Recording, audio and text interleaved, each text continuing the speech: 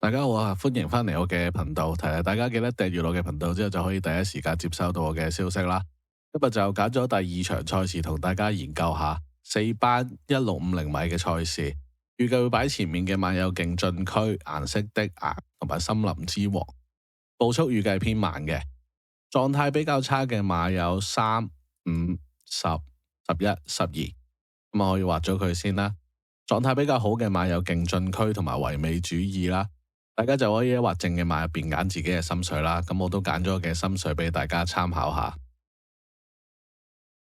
首先係7號嘅創科群英，咁呢場預計步速會慢啲啦，咁主力揀啲前置馬啦，形勢就到佢跑法啦，近況又好啦，一場第二，一場第一，咁試閘就之前都係咁噶啦，實差嘅，但係佢落場呢就交到俾你嘅，所以就唔使太擔心啦。其實就係1號嘅勁進區。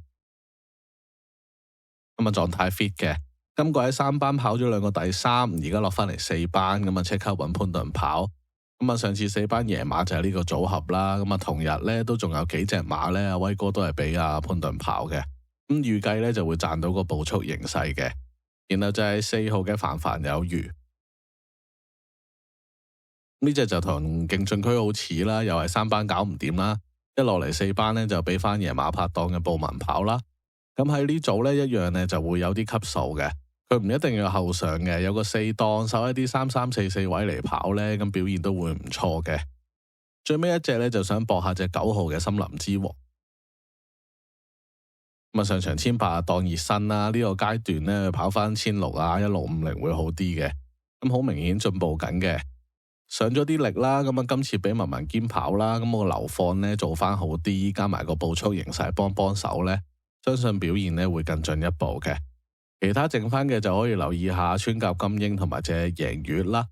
第二場賽事分析過，咁睇下啱唔啱你心水啦。